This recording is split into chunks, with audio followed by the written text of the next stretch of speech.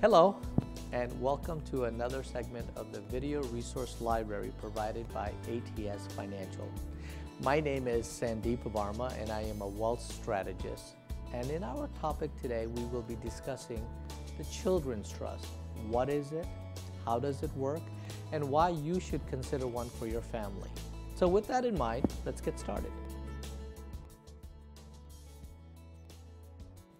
A children's trust is just another legal document used in estate planning, similar to your current family living trust. The big difference is that it's an irrevocable trust. The children's trust is basically a vehicle that moves assets out of the estate, and it could be for the benefit of children, could be for grandchildren, could be for nieces, nephews, and friends, but it's primarily a vehicle that provides for the financial needs of somebody with assets that are no longer included in the estate.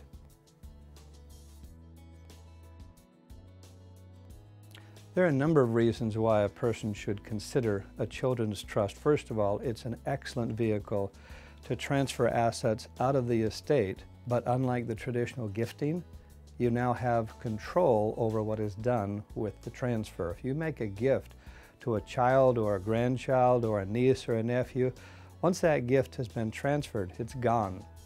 But in this method, you can control how it's used. It could be used for the pursuit of a child's education. It could be used for other purposes, any purpose that you dictate inside the trust. So you have the ability to make the gift and then control how that gift is going to be used. The people that should consider setting up a children's trust are people who are concerned about how they pass their assets on to their children, because a children's trust will allow them to do that while protecting those assets from taxes, divorce, lawsuits, creditors, bankruptcy. Well, we did our own trust for our kids and grandkids because as a trustee for my mother's trust, I realized we hadn't set up our own affairs yet. And I didn't know the first thing about being a trustee when I got into all this. So I learned quickly. I went to a lot of seminars. And what my mother did, she got her trust set up late after my father had died. And she lost a lot of the advantages, tax advantages in doing that. And I realized that you needed to plan early. The main reason is to reduce the size of their taxable estate. By moving assets from the estate into a children's trust, they've reduced the estate tax burden. The next reason would be for asset protection. Assets that are placed into this kind of a trust are protected from lawsuits, divorce, creditors, bankruptcy. And the final reason would be to provide a structured inheritance. A lot of times people are worried about their children or grandchildren just getting too much money at once and spending it all. The trust can provide structure to that inheritance over time or for certain events, such as getting married, buying a house, going to college. Probably the biggest thing is that it's irrevocable. That's what gives it its positives. It's what gives it the assets inside there, protections against lawsuits, divorce, creditors, bankruptcy. It's also what removes it from the estate for estate tax purposes. The primary benefits of a children's trust is you're lowering the size of your estate. That's good for estate tax purposes. Number two, the assets that have been transferred into the irrevocable trust are now untouchable, and incidentally, a children's trust is an irrevocable trust. So you're making an unchangeable transfer. But the nice thing, this is the third benefit, is you're now controlling what happens to those assets. You're not just making a gift and hoping that it's going to be used appropriately.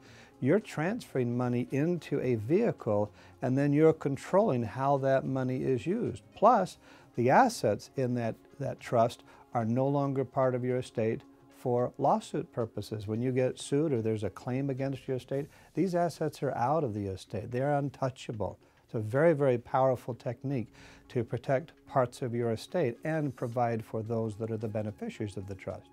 Well, first of all, ideally, you like to transfer cash in because it's a carryover basis. So if you're going to transfer appreciated property, whether it's stock or real estate, and if there's a gain built into that asset, then the low basis will carry over into the trust. So in other words, if you had an asset worth $1 million and it's got a basis of $100,000, you have a $900,000 potential gain. Well, that gain is now going to be taxed inside the trust once that asset's disposed of. So that's a disadvantage. It's a highly appreciated asset going into the trust. That can be neutralized by buying life insurance. The disadvantages of the children's trust is it is an irrevocable decision. It's an irrevocable trust, which means it cannot be changed. But there's also many advantages. It sets that money outside of our estate, and it comes out exempt from a lot of the taxes that a normal trust would incur upon the death of an individual. So the advantages outweigh that. You know, I feel really good that we have a revocable trust that sets everything up, all of our assets and in the names of our children, so that they'll get what they have coming to them. And it was just kind of an extra bonus to find out that with the children's trust, that you could protect a lot of it from protect a lot of the investment from things that are just sort of normal day hazards that people run into all the time. But I feel good that we don't have to worry about that, because it's all for the children, and I just hope that the children are adult enough and wise enough to use it well. Almost anything can be transferred into the children's trust: stocks, bonds, property, cash. Generally, people that set these up are doing them so that they can gift into them, and they usually gift cash. With that cash, they usually buy life insurance.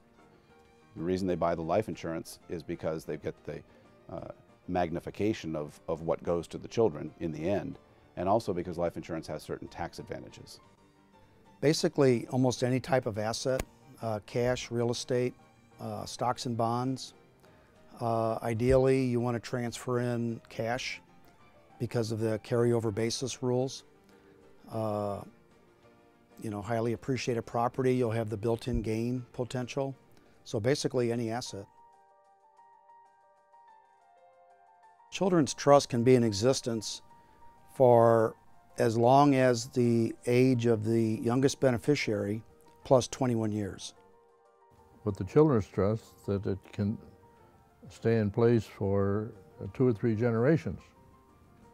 And that would take it up to 100 years, assuming things go well for the country as a whole and the stock market, that they should be very well off, very comfortable. Let's recap what we have learned so far. A children's trust is an irrevocable document that can transfer your assets into this entity. Once those assets have been transferred in there, those assets are protected, and the growth of those assets are exempt from future estate taxes. So, what can be put into the children's trust? Well, almost anything. Stocks, bonds, life insurance, real estate, businesses, all of these assets can be transferred into the children's trust, and once transferred in, totally protected.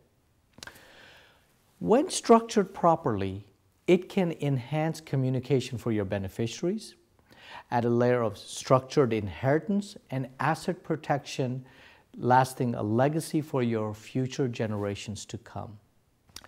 To discuss your particular situation, please contact us at ATS Financial. Thank you for watching, and I look forward to seeing you at our next episode.